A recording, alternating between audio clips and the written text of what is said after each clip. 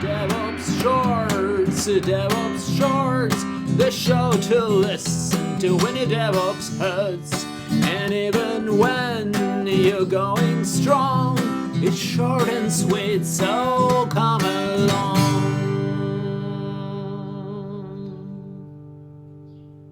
Hello, folks, and welcome to another episode of DevOps Shorts, the show where we invite wonderful human beings to have a lightning short conversation about devs, ops, and other mythical creatures, and also about love and the future. And today I'm incredibly happy to have Boaz Ziniman as my guest. So Boaz is the principal developer advocate at Amazon Web Services. And prior to that, Boaz has spent almost 10 years at Zen, the PHP company, and has done a lot of other exciting things that maybe we'll get to hear about. And Boaz, of course, is a speaker at all kinds of conferences and also a community organizer. Me being an AWS community builder myself, I always enjoy being at events that Boaz throws together. And Boaz, I'm really happy to have you with me. Thanks for being here. How are you? Thanks, Anton. Thank you very much. I hope I'm in the category of the human beings and not the mythical creatures. Doing great. Thank you very much for inviting me. Great. So this show is very simple. We only ask 3 questions. Each question is 4 minutes long, and the whole show is only 15 minutes long.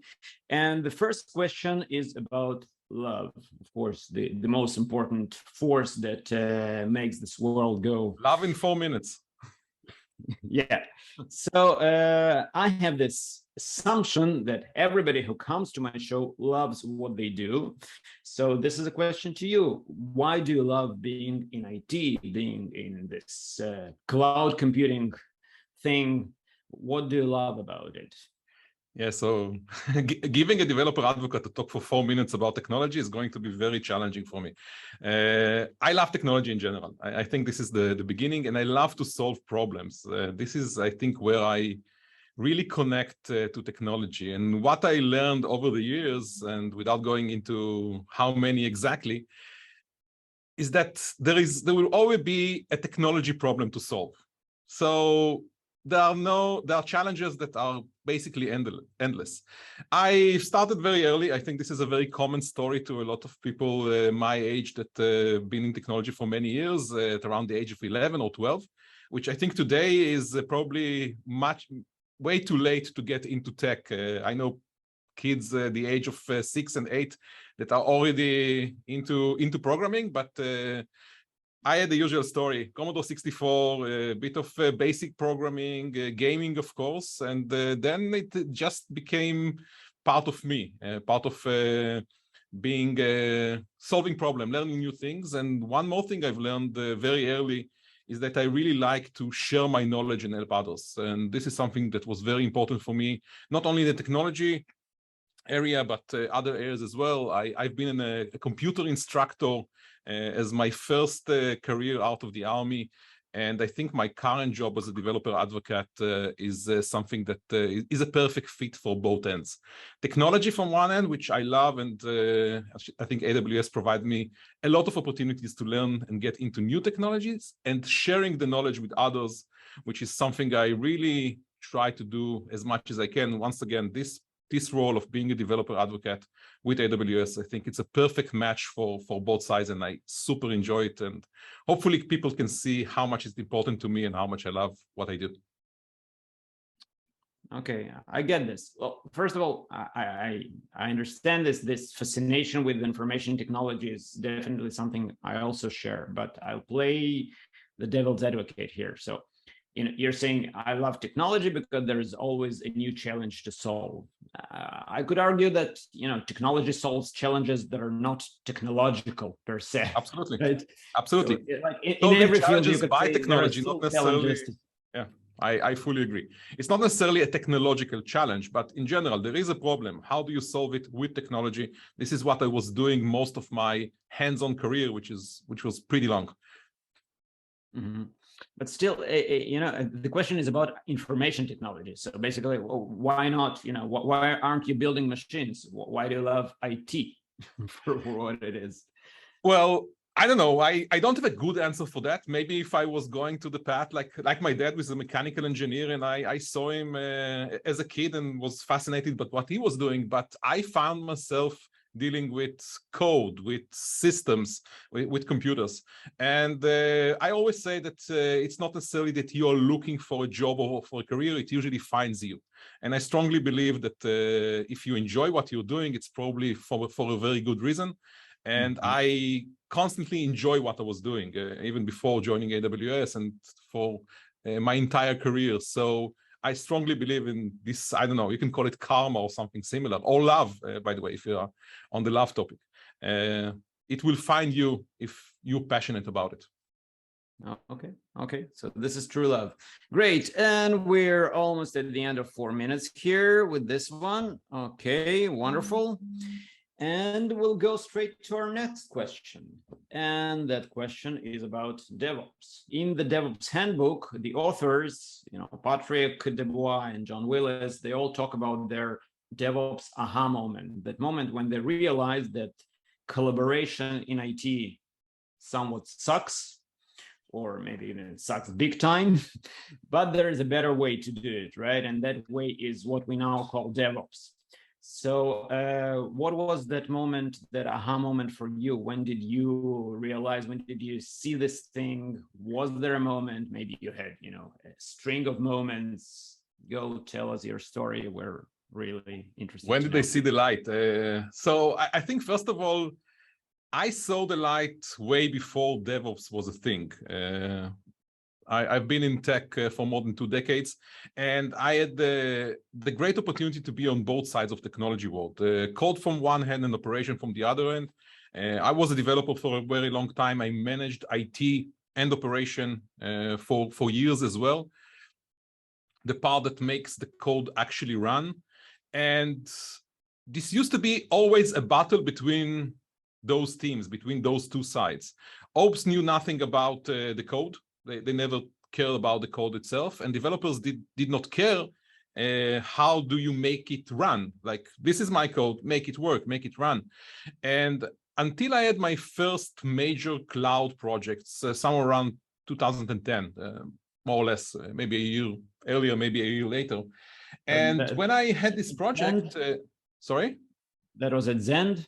That was at Zend, yeah, absolutely. And for this specific project, I had no developers. I had no developers to assign to this project.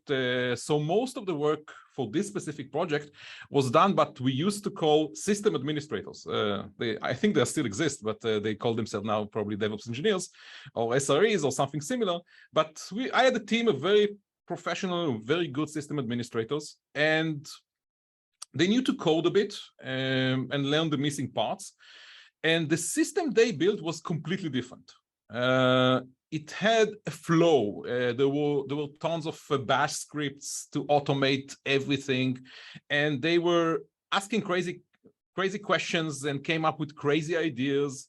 For example, we took I think it was an M2 medium AWS EC2 instance and split it into 100 LXC containers. There were no Docker back then, so if I knew what we were doing, maybe we could have invented Docker back then. But taking this idea coming from virtualization, which was something that was there day to day, and suddenly applying it to another part of the system, or rewriting Squid for DNS. We actually took the open source code of Squid and rewrote it to do all kind of DNS manipulations before there were all those fancy load balancers. And that looked slightly different than what I used to, and especially this part that everything is automated. And at some point a web developer joined this team, because me included, but system administrators and UI was not really working. This is not a strong part of me or this team. And they made him work the way they wanted him to work as part of their system. So he had to automate everything, and he had to become part of their deployment and everything else. And a year later, in a completely different project, he was the guy that introduced for the first time using Jenkins as a CI/CD, very basic, I must say, very early days. But first time I saw Jenkins in production for a project that was coming from a development team. And that was kind of the aha moment. Like the developer became a system administrator, and the system administrators became developers. And that's when it all clicked and all connect. And I think not around this time, but maybe a few years later, when we started to see those books about DevOps culture, Phoenix project as another example, then it actually clicked that when what I was doing, what I was discovering, maybe by mistake, is something that actually has a lot of value for the market. Yeah, all great discoveries are made by mistake. Yeah, absolutely. Absolutely. Okay. You just need to know that you're doing something great at the right time, like my example with LXC, but that's for another story. Yeah, and we have the gong. Oh, cool. So you used the whole 4 minutes, and that was an exciting story. Thanks for that. And we'll go straight to the next one, which is my favorite question, because I like to call myself a software delivery futurist for some reason. Okay. And the question is about the future. So this is your chance to tell us what you think when you look into the future. What do you think the future is going to bring to DevOps, to our jobs in IT? Specifically in your case, what will cloud computing look like in 10, 15, 20 years from now?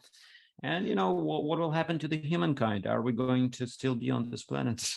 So we're going to be, I don't know in which form, but... Yeah, give us your wildest fantasies. Oh.